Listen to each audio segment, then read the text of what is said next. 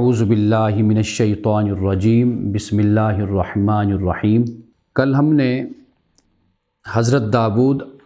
اور حضرت سلیمان علیہم السلام کے واقعات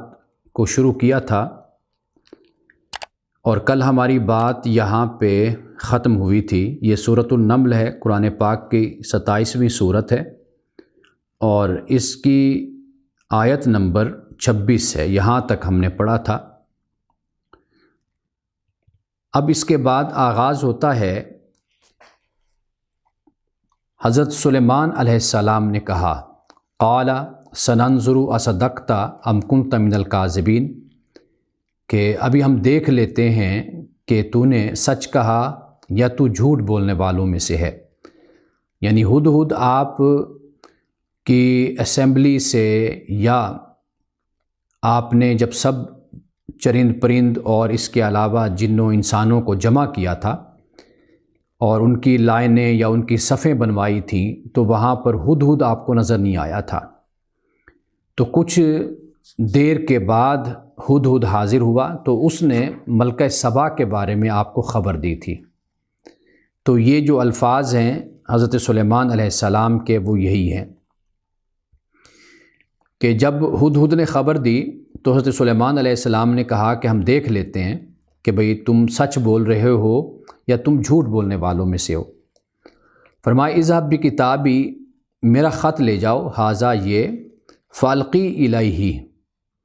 اور اسے ان لوگوں کی طرف ڈال دینا، ثم تولی عنہم، اور پھر ایک طرف کھڑے ہو جانا، یعنی منہ پھیر لینا، فانظر ماذا یرجعون، اور پھر دیکھنا کہ وہ کیا جواب دیتے ہیں، ان کا رد عمل کیا ہے۔ یہ آپ نے ہدہد کو اپنا خط دے کر آپ نے بھیجا۔ قالت یا ایھا الملأ، اب جب خط اس ملکہ کے پاس پہنچ گیا، ملکہ سبا کے پاس، تو اس نے کہا کہ اے ملأ، اے اہل دربار، اے وزراء اعیان حکومت، انی القی الی کتاب کریم، کہ بے شک میری طرف بھیجا گیا ہے کتاب کریم، ایک باعزت خط کہہ لیجئے یا اہم خط کہہ لیجئے۔ یعنی آخر حضرت سلیمان علیہ السلام کی طرف سے یہ خط تھا، وہ بھی ملکہ تھی سبا کی، تو حضرت سلیمان علیہ السلام بھی تو بادشاہ تھے، تو اس لیے کریم کا لفظ بولا۔ انہ من سلیمان و انہ بسم اللہ الرحمن الرحیم، اور حضرت سلیمان علیہ السلام کی طرف سے جو خط گیا تو اس کا آغاز یہاں سے ہوتا ہے کہ بسم اللہ الرحمن الرحیم، اللہ کے نام سے جو رحمان رحیم ہے۔ یعنی خط کے شروع میں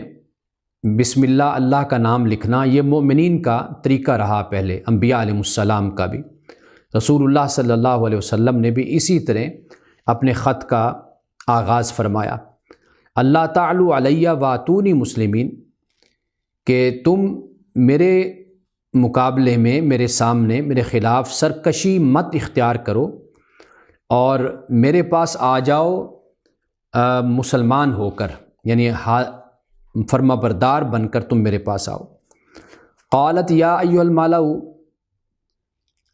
ملکہ نے خط جب یہ سنایا تو پھر کہا کہ اے سرداران قوم، افتونی فی امری،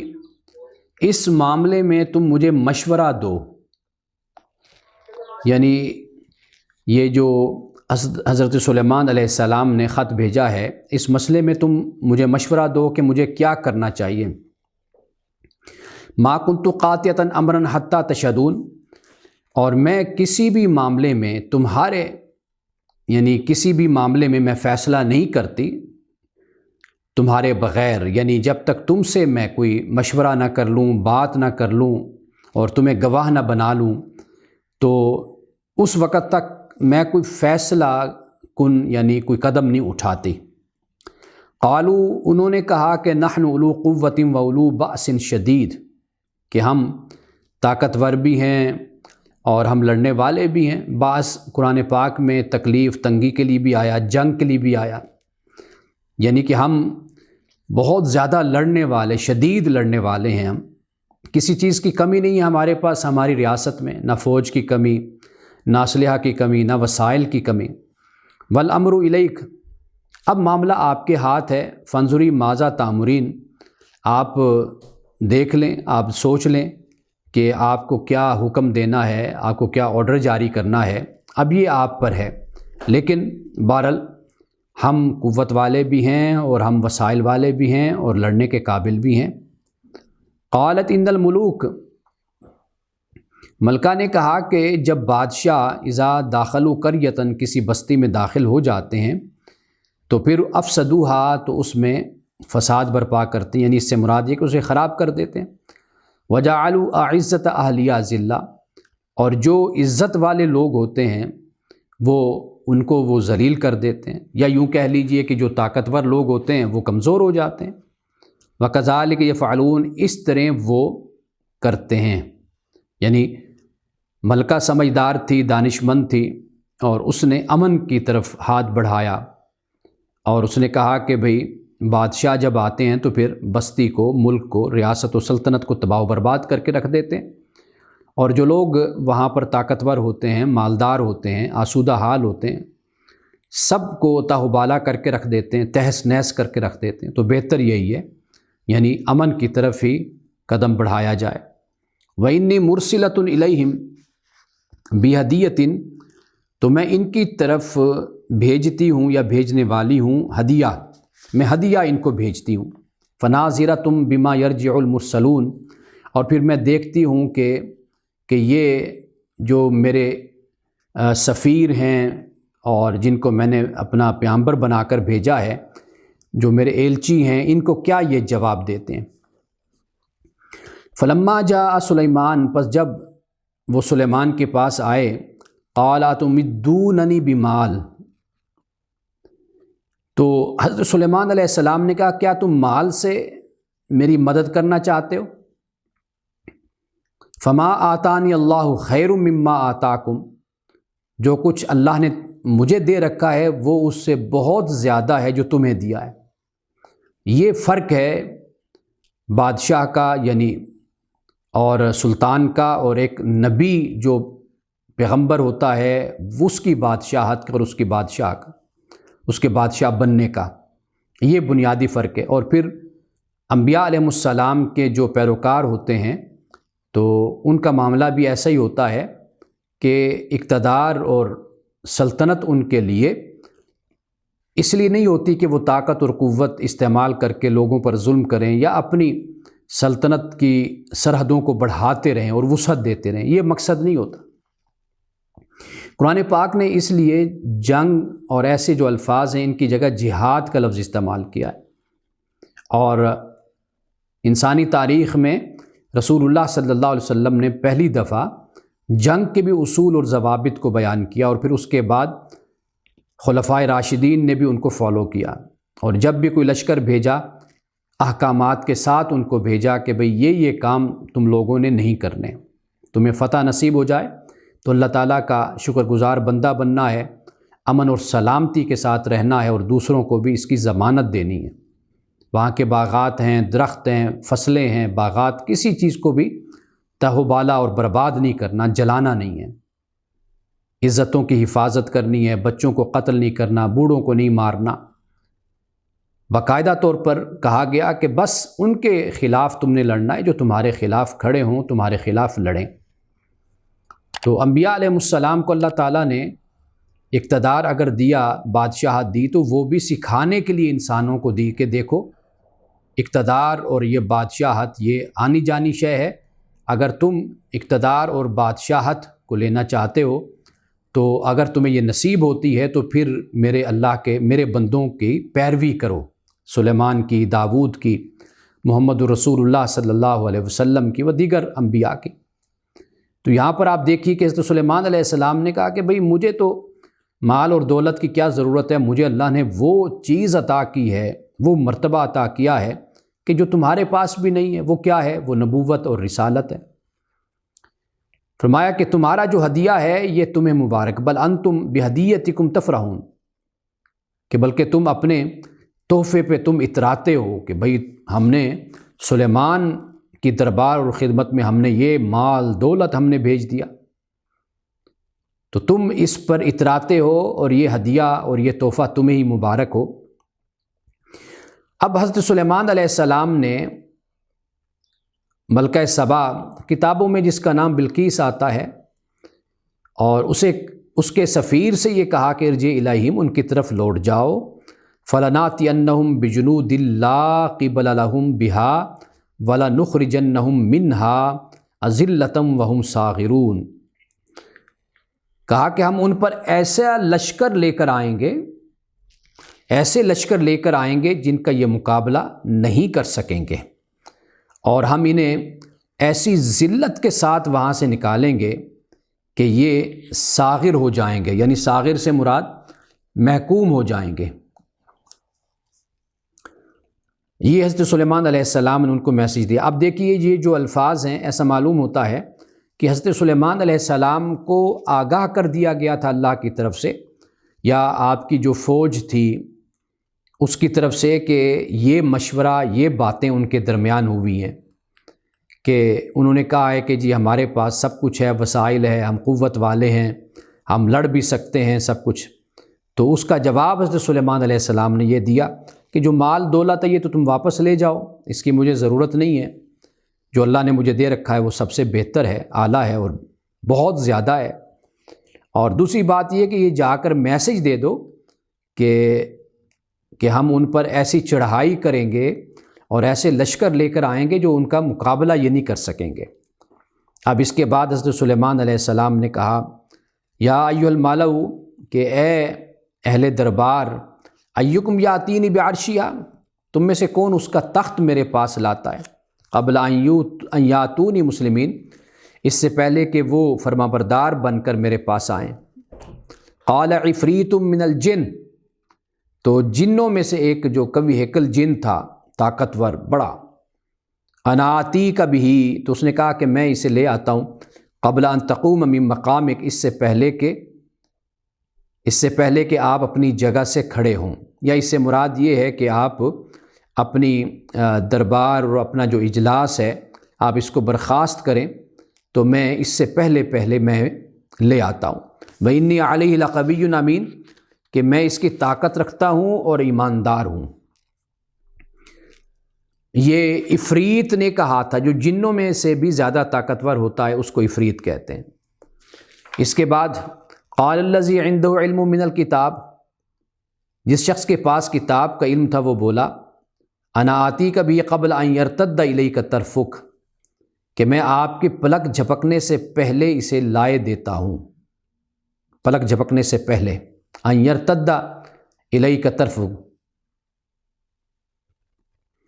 رسول اللہ صلی اللہ علیہ وسلم کی ایک بہت ہی پیاری دعا ہے،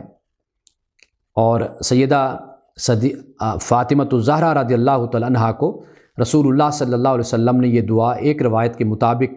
حضرت انس بن مالک بیان کرتے ہیں، مرفوعاً یہ روایت ہے، حدیث ہے، کہ آپ بیان کرتے ہیں کہ رسول اللہ صلی اللہ علیہ وسلم نے حضرت فاطمہ کو یہ وظیفہ یا یہ دعا آپ نے سکھائی تھی کہ یہ آپ پڑھیں، اور اس میں یہ الفاظ ہیں کہ لا تکلنی الی نفسی طرفۃ عین، طرفۃ، کہ اے اللہ مجھے میرے نفس کے حوالے پلک جھپکنا جتنا یہ وقت ہے، اتنے وقت کے لیے بھی نہ کر، یعنی تو ہی میرا وکیل بن اور تو ہی مجھے سنبھالنے والا اور سہارا تو ہی ہے میرے ذمے، یعنی میرے اپنے آپ کے ذمے میرے نفس کو نہ کر۔ پلک جھپکنے کے یعنی یہ کتنا وقت ہوتا ہے، سیکنڈ ہوتا ہے، یعنی اس سے بھی کم۔ تو یہ رسول اللہ صلی اللہ علیہ وسلم نے حضرت فاطمۃ الزہرا رضی اللہ تعالیٰ عنہا کو یہ دعا سکھائی تھی۔ میں گروپ میں یہ بھیج بھی دوں گا، جو میرے بھائی بہنیں بیٹیاں پڑھنا چاہیں تو وہ اس کو پڑھ بھی سکتی ہیں۔ اور دعائیں ہمیشہ وہی پڑھیے، یا جسے ہم کہتے ہیں کہ کوئی تسبیح یا استغفار یا کوئی وظیفہ جسے ہم کہتے ہیں وہ پڑھنا چاہیں تو جو مستند احادیث سے جو رسول اللہ صلی اللہ علیہ وسلم نے مختلف اوقات میں صحابہ و صحابیات کو یا اپنے گھر والوں کو آپ نے بتایا، تو وہ آپ اس کو پڑھا کریں، وہ سب سے اچھا ہے۔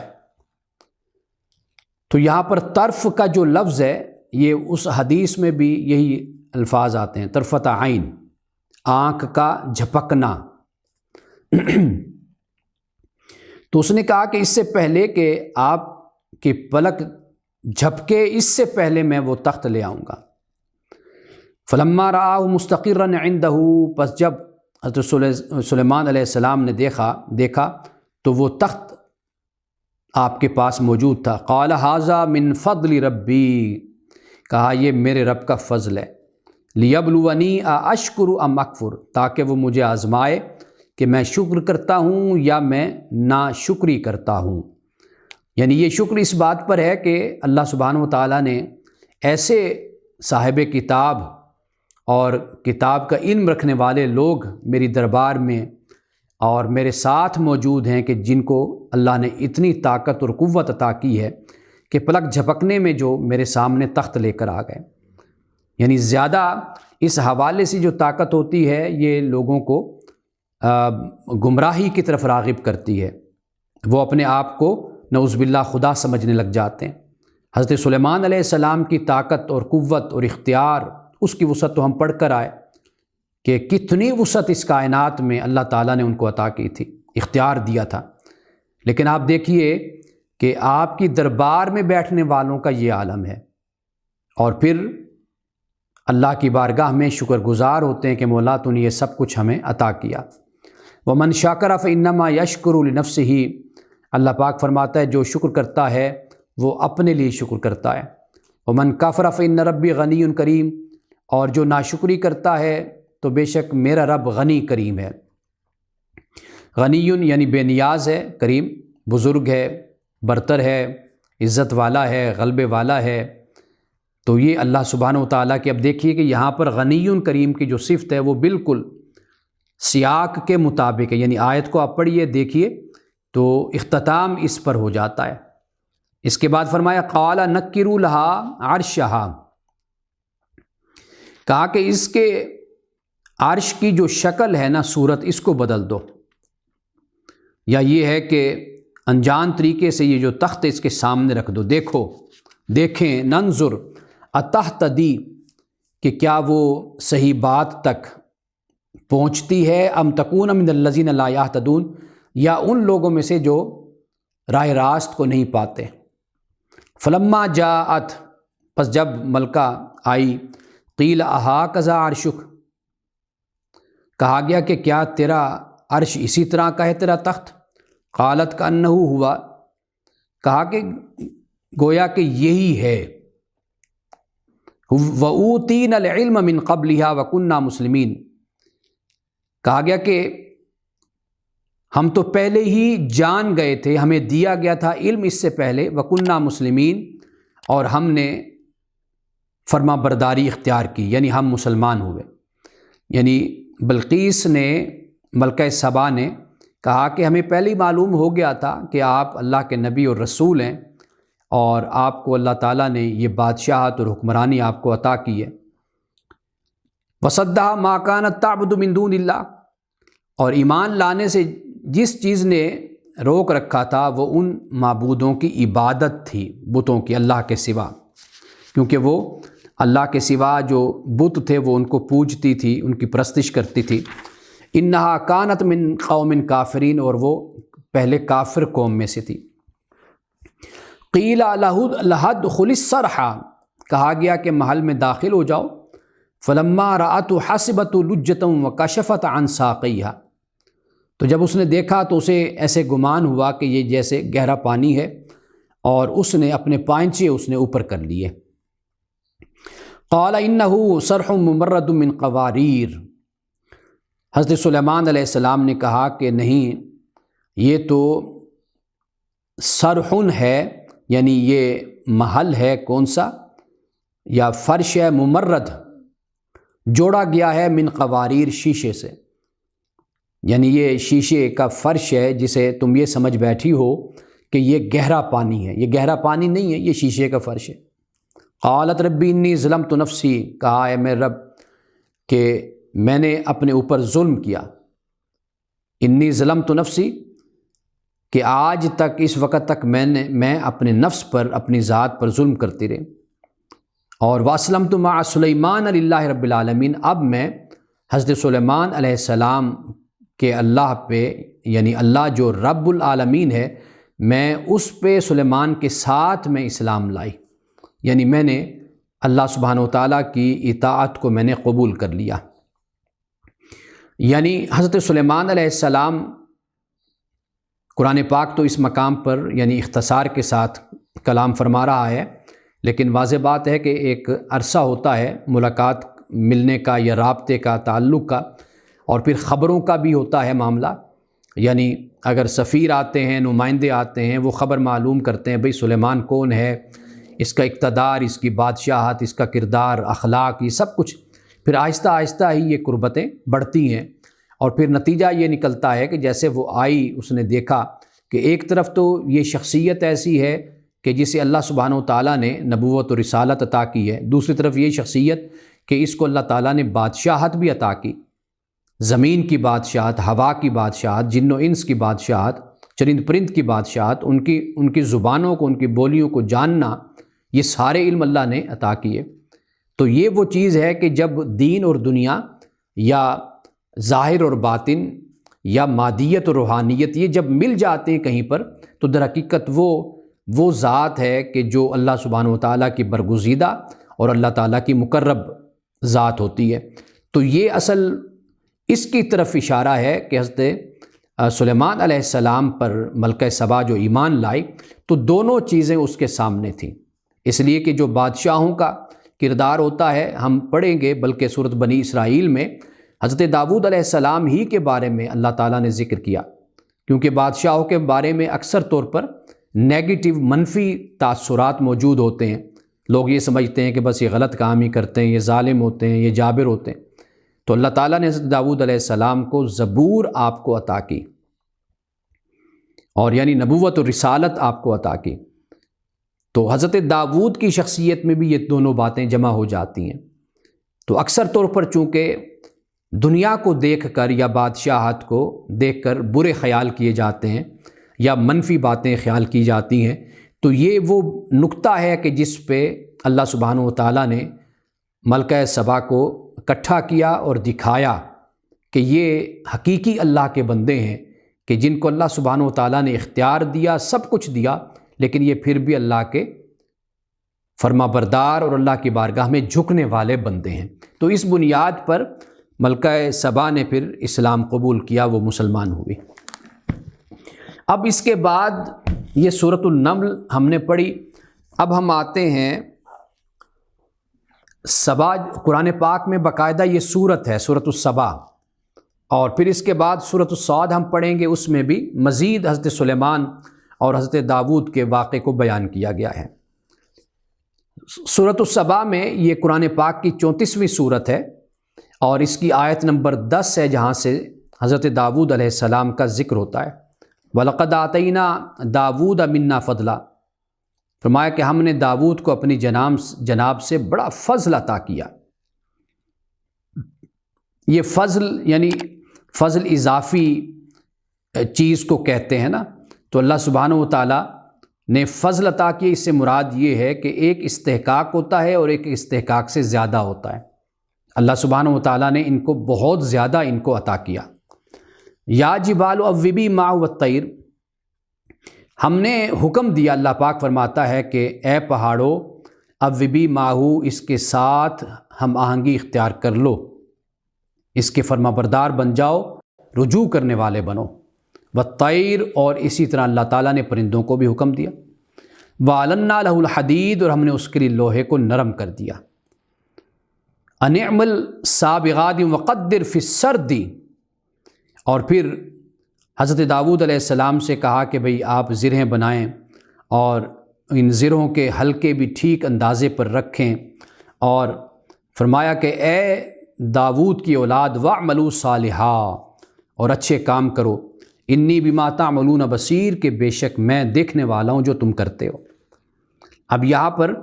اعمل کہا، یہ حضرت داؤد علیہ السلام سے کہا، کیونکہ یہ واحد کا صیغہ ہے، امر کا صیغہ ہے، اور اعملوا یہ جمع کا صیغہ ہے۔ تو یہاں پر حضرت داؤد علیہ السلام سے کہا، کیونکہ حضرت داؤد علیہ السلام یعنی جسے ہم کہتے ہیں کہ لوہے کی انڈسٹری سے آپ کا تعلق تھا، اور اللہ تعالیٰ نے یہ معجزہ آپ کو عطا کیا کہ لوہا آپ کے ہاتھ میں نرم ہو جاتا تھا، یا جو اس وقت کا طریقہ تھا آپ اس پر پھر عمل کرتے، اور پھر یہ زرہیں وغیرہ اور یہ جو کچھ بھی بنایا، یہ حضرت داؤد علیہ السلام کے زمانے سے پھر یہ شروع ہوا۔ تو پھر جب واضح بات ہے کہ زمین سے جو ایک دھات ہے، ایک خزانہ ہے، اللہ تعالیٰ انسانوں کے لیے اسی میں سے پھر آگے صنعتیں پیدا فرما دیتا ہے، اور اسی سے ہی انسان پھر آگے ترقی کرتا ہے۔ تو حضرت داؤد علیہ السلام نے جب لوہے کا کام کیا، صنعت ایک وجود میں لائے، اور پھر اس سے مختلف اشیاء اور مختلف چیزیں بنتی رہیں، تو آپ کا خاندان اور آپ کی آل وہ پھر خوشحال ہو گئے سب لوگ۔ تو کہا کہ بھئی یعنی خوشحالی ایک تو اس کاروبار سے یا اس کام سے، اور پھر اللہ سبحانہ و تعالیٰ کی طرف سے بادشاہت اور پھر اقتدار اور حکومت بھی آپ کو عطا کی۔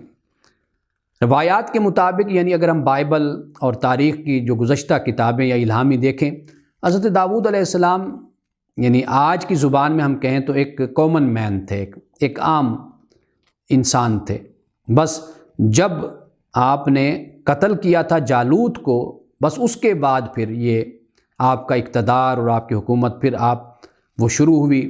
اور پھر اس کے بعد اس میں وسعت آتی چلی گئی، اور پھر آپ کا اقتدار پھیلتا چلا گیا، اور پھر آپ بلا شرکت غیر زمین پر جسے کہتے ہیں پھر آپ ہی کا اقتدار تھا۔ اب حضرت سلیمان علیہ السلام کا ذکر ہوتا ہے کہ ولی سلیمان الریحا، اور سلیمان کے لیے ہم نے ہوا کو مسخر کر دیا تھا، غدوہا شہر ورواحہا شہر، تو صبح کے وقت اس کا چلنا 1 مہینے کی راہ تک تھا، اور شام کے وقت اس کا چلنا 1 مہینے کی راہ تک۔ یعنی یہ ہوا پر جو آپ کا اقتدار تھا، اس سے جو مسافت طے ہوتی تھی اتنی تیزی کے ساتھ کہ ہوا جب چلتی تو 1 مہینے کی جو راہ ہوتی تھی وہ اس طرح کہ بھئی وہ فوراً ایک مقام سے دوسرے مقام تک پہنچ جانا، یعنی جو ہوا کی رفتار ہے۔ جیسے آج ہم دیکھیے جہاز پہ سفر کرتے ہیں، دنیا میں جاتے ہیں، تو کوئی سوچ نہیں سکتا تھا کہ وہ سفر کے جو مہینوں کے سفر ہوتے تھے، اور وہ سفر اس طرح جلدی طے ہو جائیں گے۔ اور آپ کو معلوم ہے حج کے لیے لوگ جاتے تھے تو وہ کس طریقے سے جنگلوں سے ہوتے ہوئے اور سمندروں سے، جنگلوں سے، کہاں کہاں سے ہو کر وہ حج کے لیے جاتے تھے۔ تو یہ اللہ سبحانہ و تعالیٰ کی بہت بڑی نعمت ہے کہ اللہ نے آج یہ ترقی انسانوں کو عطا کی ہے کہ مسافتیں سمٹ گئی ہیں، اور مزید سمٹ گئی جب سے یہ موبائل اور ٹیلی فون یہ چیزیں آ گئیں کہ انسان اب کسی بھی ملک میں ہو تو ایک دوسرے سے رابطہ آسان ہو جاتا ہے۔ وَأَصَلْنَا لَهُ عَيْنَ الْقِطْرِ، فرمایا کہ ہم نے اس کے لیے پگھلے ہوئے تانبے کا چشمہ ہم نے جاری کر دیا۔ وَمِنَ الْجِنِّ، اور جنوں میں سے مَن يَعْمَلُ بَيْنَ يَدَيْهِ بِإِذْنِ رَبِّهِ، کہ ایسے جن حضرت سلیمان علیہ السلام کے فرما بردار بنا دیے جو اپنے رب کے حکم سے اس کے آگے کام کرتے تھے، یعنی حضرت سلیمان علیہ السلام کے رب کے حکم سے۔ وَمَن يَزِغْ مِنْهُمْ عَنْ أَمْرِنَا، اور جو ان میں سے کوئی ہمارے حکم کی نافرمانی کرتا، نُذِقْهُ مِنْ عَذَابِ السَّعِيرِ، تو پھر ہم اس کو سعیر کے عذاب کا مزہ چکھاتے۔ يَعْمَلُونَ لَهُ مَا يَشَاءُ مِن مَحَارِيبَ، اب یہ جو فرمایا کہ جنوں کے حوالے سے یہ بات یعنی ذہن میں رکھیے کہ یہ در حقیقت حضرت سلیمان علیہ السلام کا اختیار،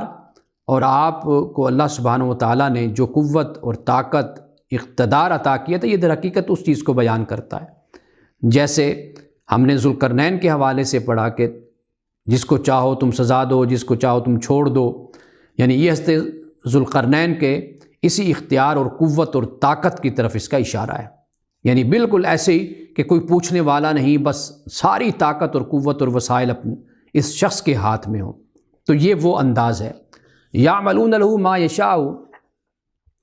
وہ اس کے لیے بناتے تھے جو وہ چاہتا۔ کیا چاہتا تھا؟ من محاریب، اونچی عمارتیں۔ ویسے تو محراب مسجد میں جیسے محراب ہوتا ہے، در حقیقت محراب کو محراب اس لیے، اور یہ لفظ مسلمانوں میں یعنی اسلام میں استعمال ہوا، اس سے پہلے بھی دوسرے مذاہب میں بھی وہ استعمال ہوتا تھا۔ اس سے مراد یہ ہوتا ہے کہ محراب وہ جگہ ہے جہاں پر ایک انسان اپنے نفس سے لڑتا ہے،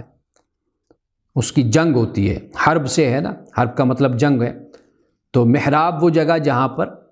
لڑائی ہو، جس جگہ پر انسان اپنے نفس سے، یعنی مسجد ہے، پاکیزہ جگہ ہے، چرچ ہے، گرجا گھر ہے، سیناگوگ ہے، تو یہ ایسی جگہ ہیں کہ جہاں پر انسان اپنے آپ کو پاکیزہ رکھتا ہے اور اپنے آپ کو مطہر رکھتا ہے، اس خاص مقام کی اپنی ایک سینکٹیٹی ہوتی ہے، اس کا ایک تقدس اور احترام ہوتا ہے۔ تو یہ محاریب، لیکن ایک ترجمہ اونچی عمارتیں، یعنی بڑی بڑی عمارتیں، محلات، وہ آپ حضرت سلیمان علیہ السلام جنوں سے بنواتے تھے۔ و تماثیل، اور تصویریں۔ اب یہ جو تماثیل ہے یہ تمثال کی جمع ہے، اور عربی زبان میں ہر اس چیز کو کہتے ہیں جو قدرتی شے کے مشابہ ہوتی ہے، بنائی جاتی ہے۔ مثال کے طور پر قدرتی شے جیسے درخت ہیں، جیسے جنگل ہیں، جیسے جانور ہیں، چرند پرند ہیں، ان کی تصاویر وغیرہ بنانا، تو یہ در حقیقت یہ تمثال عربی زبان میں اس کو یہی کہتے ہیں۔ تو تماثیل یعنی تصویریں آپ کے محلات میں اور بڑی عمارتوں میں یہ بھی بنائی جاتی تھیں۔ وجفان، اور بڑے بڑے حوض، کل جواب کے جیسے لگن، یعنی بڑے بڑے حوض جیسے ہوتے ہیں، بڑے بڑے پیالے۔ وقدور راسیات، یا دیگیں، اور ایسی کہ جو اپنی جگہ سے ہٹنے والی نہیں تھیں، یعنی یا تو وزن کی وجہ سے اپنی وجہ سے ہٹنے والی نہیں تھیں، وقدور راسیات، اور بھاری، یعنی وقدور راسیات بھاری دیگیں کہ جو اپنی جگہ سے ہٹتی نہیں تھیں، یا تو وزن کی وجہ سے نہیں ہٹتی تھی، یا یہ ہے کہ ایک مستقل جگہ پر ایک چیز کو رکھ دیا گیا، کہ جیسے آپ دیکھیے کہ آج بھی جب بڑے بڑے کھانے بنتے ہیں، جیسے لنگر تیار ہوتے ہیں، یا جہاں پہ ہزاروں کی تعداد میں لوگ آتے ہیں، تو وہاں پر آپ دیکھیے کہ وہاں پر یہ دیگیں پڑی ہوتی ہیں، اور مستقل طور پر ان میں کھانا تیار کیا جاتا ہے، وہیں سے ہی تیار کر کے تقسیم کر دیا جاتا ہے۔ جیسے آپ ننکانہ صاحب چلے جائیں، اور وہاں پر بھی غالباً اسی طرح کی دیگیں اور ایسا معاملہ ہوتا ہے، اور اسی طرح درباروں پہ، مزاروں پہ آپ چلے جائیں جہاں پہ بہت دنیا آتی ہے اور سارا دن جہاں پہ کھانا چلتا رہتا ہے، وہاں پر ایسا ہی معاملہ ہوتا ہے۔ اعملوا آل داود شکرا، آل داود یعنی حضرت داود علیہ السلام کی اولاد اور آل داود کہا کہ تم شکر بجا لاؤ۔ وقلیل من عبادی شکور، اور میرے بندوں میں سے بہت کم ہیں کہ جو شکر گزار ہوں۔ فلما قضینا علیہ الموت، پھر جب حضرت سلیمان علیہ السلام پر موت کا فیصلہ نافذ ہوا، ما دلہم علی موتہ الا دابۃ الارض تاکل من سأتہ، تو جنوں کو حضرت سلیمان علیہ السلام کی موت کا پتہ دینے والی کوئی چیز نہیں تھی، اور یعنی کوئی اور چیز نہیں تھی سوائے اس گھن کے، دیمک کے، کہ جس نے حضرت سلیمان علیہ السلام کے عصا کو کھا لیا تھا۔ اور حضرت سلیمان علیہ السلام فلما خر تبینت الجن، کہ پس جب وہ گر پڑے تو پھر جنوں پر یہ بات واضح ہوئی، لو کانوا یعلمون الغیب ما لبثوا فی العذاب المہین، اگر وہ غیب کے جاننے والے ہوتے تو اس ذلت کے عذاب میں وہ مبتلا نہ رہتے۔ اب یہاں پر جو جنوں کا ذکر ہے، یہ بات واضح ہو جاتی ہے کہ جن اللہ تعالیٰ کے مطیع ہیں، یعنی اللہ تعالیٰ کے تابع ہیں، وہ ایسی مخلوق نہیں ہے کہ جو اللہ کے تابع نہ ہوں۔ اللہ سبحانہ و تعالیٰ نے ان سے چاہا تو یہ کام لیا، یعنی ایسا نہیں ہے کہ ان کو کلی اختیار حاصل ہے، ان کے اختیار بھی پابند ہیں، محدود ہیں، ایک حد میں ہیں۔ یہ اس لیے خاص طور پر جنوں کا ذکر ہوا کیونکہ جو عرب کے لوگ تھے وہ بہت زیادہ ایسا اعتقاد رکھتے تھے، اور کوئی تکلیف، کوئی معاملہ ایسے ہوتا تو وہ یہ سمجھتے تھے کہ یہ جنوں نے ہمیں یہ تکلیف پہنچائی ہے، پھر اس کے لیے وہ نعوذ باللہ من ذالک بڑی جاہلانہ قسم کی ان کے اندر یہ رسم و رواج موجود تھا کہ جیسے اپنے بیٹے کو قربان کر دینا، یعنی ذبح کر دینا کہ بھئی جن ہم سے ناراض ہو گیا، 8 بچے ہیں، 10 ہیں، 9 ہیں، 12 ہیں، تو ان میں سے ایک کو سلاٹر اس کا کر دینا۔ یعنی اس طرح کی غلط قسم کی رسم و رواج اور روایات موجود تھے، جس میں حضرت سیدنا فاروق اعظم رضی اللہ تعالیٰ عنہ کے دور میں غالباً دریائے نیل تھا کہ کہا جاتا تھا کہ بھئی یہ جب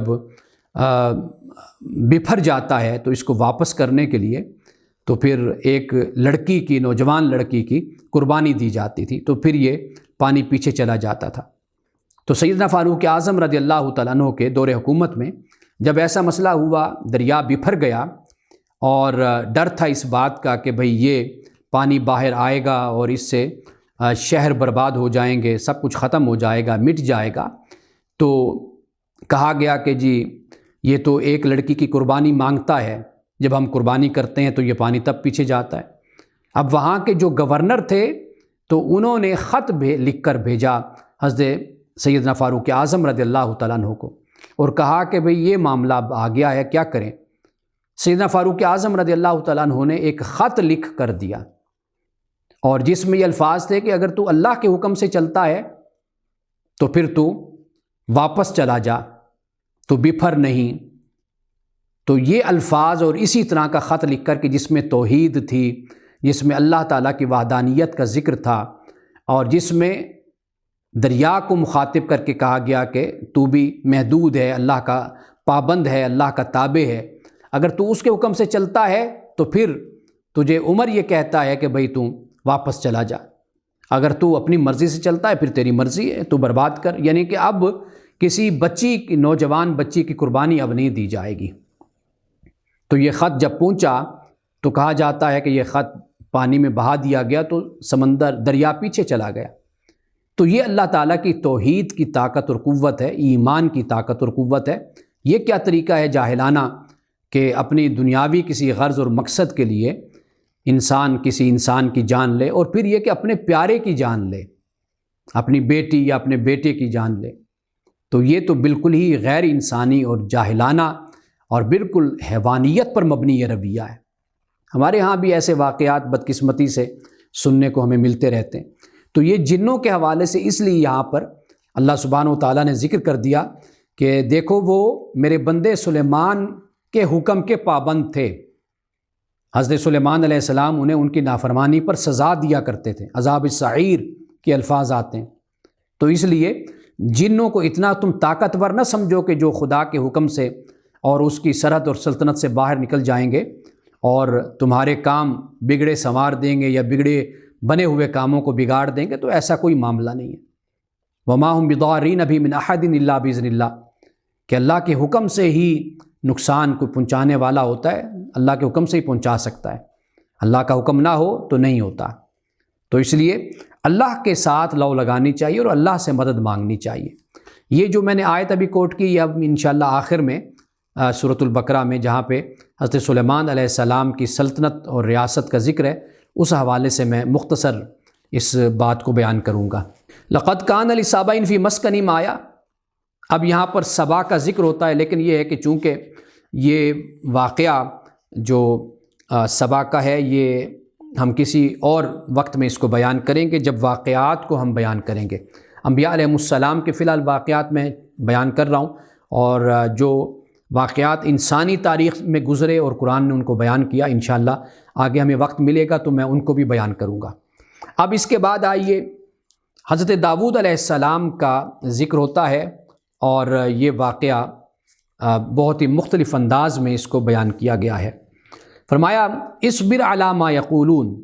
رسول اللہ صلی اللہ علیہ وسلم سے اللہ پاک نے کہا کہ جو یہ لوگ کہتے ہیں نا، ان پر آپ صبر کیجئے۔ یہ حضرت داؤد علیہ السلام کے واقعے کو بیان کرنے سے پہلے اللہ پاک اپنے رسول سے یہ فرماتا ہے کہ صبر کیجئے، جو یہ کہتے ہیں، یعنی یہ تو آپ کو نعوذ باللہ مجنون کہتے ہیں، جادوگر کہتے ہیں، ساحر کہتے ہیں،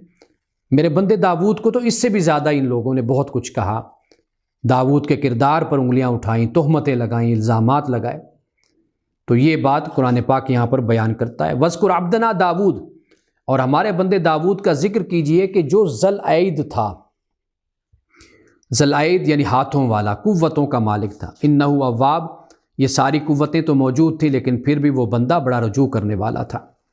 اِنَّا سَخَّرْنَا الْجِبَالَ مَعَهُ، ہم نے اس کے ساتھ پہاڑوں کو مسخر کر دیا تھا۔ يُسَبِّحْنَ بِالْعَشِيِّ وَالْإِشْرَاقِ، اور وہ تسبیح کرتے تھے صبح و شام، والطیر محشورا، اور پرندے سمٹ آتے تھے، جمع ہو جاتے تھے، کل اللہ اواب، اور سب کے سب حضرت داؤد علیہ السلام کی فرما برداری میں رہتے تھے۔ وشددنا ملکہ، ہم نے اس کی سلطنت کو مضبوط کر دیا۔ وآتیناہ الحکمت وفصل الخطاب، اور ہم نے اس کو حکمت بھی عطا کی تھی اور فیصلہ کن بات کہنے کی صلاحیت بھی بخشی تھی۔ یعنی ڈیسیژن پاور ہوتی ہے ایک تو یہ، دوسری یہ کہ ہم نے یہ صلاحیت بھی دی تھی کہ وہ معاملات کے فیصلے فرماتے تھے۔ وَهَلْ أَتَاكَ نَبَأُ الْخَصْمِ، کیا آپ کے پاس مقدمے کی خبر پہنچی ہے، یا مقدمہ والوں کی خبر پہنچی آپس میں جن کا اختلاف تھا؟ اِذْ تَصَوَّرُوا الْمِحْرَابَ، کہ جب وہ محراب میں اوپر سے آئے۔ اب یہاں پر محراب سے مراد آپ کا محل بھی ہو سکتا ہے، وہ عمارت بھی ہو سکتی ہے کہ جس میں وہ اوپر سے داخل ہو گئے۔ اِذْ دَخَلُوا عَلَىٰ داؤد، اور جب وہ حضرت داؤد علیہ السلام کے پاس آئے، داخل ہوئے، فَفَزِعَ مِنْهُمْ، تو حضرت داؤد علیہ السلام گھبرا گئے۔ قَالُوا لَا تَخَفْ، کہا کہ آپ ڈریے نہیں۔ خَصْمَانِ بَغَىٰ بَعْضُنَا عَلَىٰ بَعْضٍ، کہ ہم دو فریق ہیں، یعنی ہمارا ایک مقدمہ ہے، اور یعنی ہم میں سے ایک نے دوسرے پر زیادتی کی ہے۔ اب یہ انداز دیکھیے کہ بھائی دیوار پھلانگ کر اوپر سے آئے ہیں اور آ کر آپ سے مقدمہ کا فیصلہ چاہتے ہیں۔ اب یہاں پہ آگے فرمایا فَحْكُمْ بَيْنَنَا بِالْحَقِّ، ہمارے درمیان آپ فیصلہ کیجیے حق کے ساتھ، وَلَا تُشْتِتْ، آپ ناانصافی نہ کیجیے، وَاهْدِنَا إِلَىٰ صِرَاطٍ مُسْتَقِيمٍ، اور ہمیں سیدھی راہ آپ ہمیں دکھائیے۔ إِنَّ هَٰذَا أَخِي، یہ میرا بھائی ہے، لَهُ 99 نَعْجَةٌ وَلِيَ نَعْجَةٌ وَاحِدَةٌ، ان کے پاس 99 دمبیاں ہیں، دمبے یا دمبیاں، اور میرے پاس صرف ایک دمبی ہے۔ فَقَالَ أَكْفِلْنِيهَا، اس نے مجھے کہا ہے کہ یہ ایک دمبی بھی تم مجھے دے دو۔ وَعَزَّنِي فِي الْخِطَاب، اور اس نے خطاب میں باتوں میں مجھے دبا لیا۔ یعنی ایک تو ویسے بھی دولت میں زیادہ، یعنی 99 دمبیاں اس کے پاس، ایک میرے پاس ہے، لیکن چونکہ بات کرنے میں، گفتگو کرنے میں بھی یہ مہارت رکھتا ہے، تو لہٰذا اس نے مجھے اپنی باتوں میں مجھے اس نے مروب کر لیا اور دبا لیا۔ قَالَ لَقَدْ ظَلَمَكَ بِسُؤَالِ نَعْجَتِكَ إِلَىٰ نِعَاجِهِ، حضرت داؤد علیہ السلام نے کہا کہ اس شخص نے اپنی دمبیوں کے ساتھ جو تیری دمبی ملانے کا مطالبہ کیا ہے، تو اس نے یقیناً ظلم کیا، ظَلَمَكَ یعنی تجھ پر ظلم کیا۔ وَإِنَّ كَثِيرًا مِّنَ الْخُلَطَاءِ، اور فرمایا کہ بے شک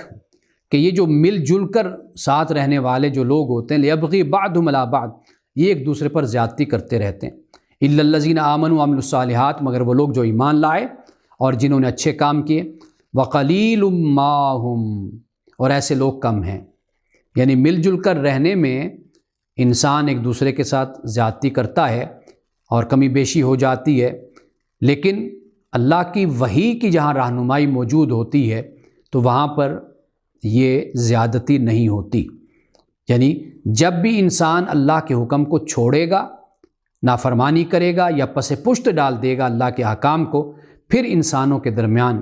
جھگڑے اور فساد اور انسانوں کے درمیان جو زیادتیاں ہوتی ہیں پھر وہ شروع ہو جاتی ہیں۔ انسان ایک خاندان میں، گھر میں رہتا ہے تو وہاں پر بھی مل جل کر رہنا ہوتا ہے، تو اگر اللہ کا خوف ہو انسان میں اور پیش نظر ہمیشہ جواب دہی کا احساس ہو تو کبھی بھی پھر زیادتی نہیں ہوتی۔ اور اسی طرح کاروبار میں، تجارت میں پارٹنرشپ ہوتی ہے، وہاں پر بھی اگر اس چیز کا خیال رکھا جائے کہ اللہ کا خوف اور جواب دہی ہو کہ خدا کی بارگاہ میں جانا ہے، جواب دینا ہے، تو پھر انسان کبھی بھی ایک دوسرے کے ساتھ زیادتی نہیں کرتا۔ تو اس لیے فرمایا کہ ایمان لانے والے اور عمل صالح کرنے والے یہ ایک دوسرے کے ساتھ زیادتی نہیں کرتے۔ وظن داؤد، حضرت داؤد علیہ السلام نے خیال کیا یا آپ سمجھ گئے، انما فتناہ، کہ بے شک ہم نے اس کو آزمایا ہے۔ فاستغفر ربہ، تو اس نے اپنے رب کا استغفار کیا۔ وخر راکعا واناب، اور وہ سجدے میں گر گئے اور واناب، اور رجوع کیا۔ فغفرنا لہ ذالک، تو ہم نے اس کے قصور کو معاف کر دیا، یعنی ہم نے اس کی مغفرت کر دی۔ اب یہاں پہ پہلی بات تو یہ ہے کہ قرآن پاک نے کسی واقعے کو بیان نہیں کیا، لیکن ہمارے بعد مفسرین نے اور عرب مفسرین نے بھی، یعنی قدماء میں بھی اور متاخرین میں بھی، پہلے والے متقدمین میں اور متاخرین، دونوں نے اس بات کو بیان کیا کہ حضرت داؤد علیہ السلام ایک خاتون تھی اور وہ بہت ہی باصلاحیت اور علم والی تھی، اور وہ کسی ایسے شخص کے نکاح میں تھی کہ جو کم رینک اور مرتبے والا تھا۔ تو حضرت داؤد علیہ السلام نے اپنی حسن نیت کے ساتھ یہ کہا کہ بھئی تم اس کو طلاق دے دو، یعنی مطلب یہ ہے کہ یہ اگر میری بیوی اور میری زوجہ ہوگی تو یہ زیادہ بہتر اپنی صلاحیتوں سے کام لے سکے گی، اپنی صلاحیتوں سے بہتر طریقے سے کام لے سکے گی۔ تو کہتے ہیں روایت میں یہ ہے کہ یہ جو دو شخص آئے تھے، یہ در حقیقت اللہ سبحانہ وتعالیٰ نے یہی بات سمجھانے کے لیے بھیجے تھے، اور جو ان کے آنے کا طریقہ تھا کہ بھئی وہ آئے، دیوار پھلانگ کر آئے اور پھر آپ کے پاس آئے۔ اب ایک کے پاس 99 دمبیاں ہیں، ایک کے پاس ایک دمبی ہے، یعنی یہ بات سمجھا دی کہ بھئی جس کا جو حق ہے بے شک وہ اس کی بیوی ہے، یا جیسے ایک دمبی اس کی ملکیت میں ہے، وہ اس کا حق بنتا ہے، تو کیا اب 99 والے کو یہ حق پہنچتا ہے کہ وہ ایک اس سے چھین لے؟ تو یہ اس انداز سے اللہ سبحانہ وتعالیٰ نے حضرت داؤد علیہ السلام کو یہ مسئلہ سمجھایا۔ تو حضرت داؤد علیہ السلام سمجھ گئے، کیوں؟ اس لیے کہ ہم پڑھ کر آئے کہ اللہ سبحانہ وتعالیٰ نے آپ کو حکمت بھی عطا کی تھی اور فصل الخطاب بھی یہ اللہ تعالیٰ نے آپ کو عطا کیا تھا۔ تو پھر حضرت داؤد علیہ السلام کو جب یہ معلوم ہو گیا، پتہ چل گیا کہ ہم نے ان کو آزمایا ہے، تو پھر انہوں نے اپنے رب سے استغفار کی اور وہ پھر سجدے میں گر گیا اور رجوع کیا۔ یہ روایات میں یہ واقعہ بیان کیا جاتا ہے، لیکن یہاں پر حضرت داؤد علیہ السلام کے حوالے سے قرآن پاک نے کچھ بھی نہیں کہا۔ فغفرنا لہ ذالک، تو ہم نے پھر معاف کر دیا اور مغفرت کر دی حضرت داؤد علیہ السلام کی۔ وَإِنَّ لَهُ عِندَنَا لَزُلْفَىٰ وَحُسْنَ مَآبٍ، اور فرمایا کہ یقیناً ہمارے ہاں اس کے لیے تقرب کا مقام بھی ہے اور بہتر انجام بھی ہے۔ یا داؤد، ہم نے کہا کہ اے داؤد، انا جعلناک خلیفۃ فی الارض، کہ بے شک ہم نے تجھے خلیفہ بنایا ہے زمین میں، اور فاحکم بین الناس بالحق، لوگوں کے درمیان حق کے ساتھ فیصلے کر، ولا تتبع الہویٰ، اور خواہش نفس کی پیروی نہ کر، فیضلک عن سبیل اللہ، ورنہ کیا ہوگا؟ یہ جو خواہش نفس ہے یہ تجھے اللہ کی راہ سے بھٹکا دے گی۔ ان الذین یضلون عن سبیل اللہ لهم عذاب شدید بما نسوا یوم الحساب، بے شک جو لوگ اللہ کی راہ سے بھٹک جاتے ہیں ان کے لیے شدید عذاب ہے۔ اور کیوں یہ عذاب ہے؟ کہ وہ یوم الحساب کو بھول گئے تھے، یعنی حساب کے دن کو، کہ اللہ کی بارگاہ میں حاضر ہونا ہے، جواب دینا ہے، اپنے اعمال کا جواب دینا ہے، دوسروں کے حق کا جواب دینا ہے، تو یہ بات وہ بھول گئے تھے اور اس لیے ان کے لیے سخت عذاب ہے۔ تو یہاں پر سورۃ صاد میں حضرت داؤد علیہ السلام کا جو ذکر ہے وہ مکمل ہو جاتا ہے۔ تو آج ہم نے حضرت داؤد و سلیمان کے واقعات کو بیان کیا۔ انشاءاللہ تعالی کل ہم مزید انبیاء علیہ السلام ہی میں سے کسی کے واقعات کو ہم بیان کریں گے انشاءاللہ تعالی۔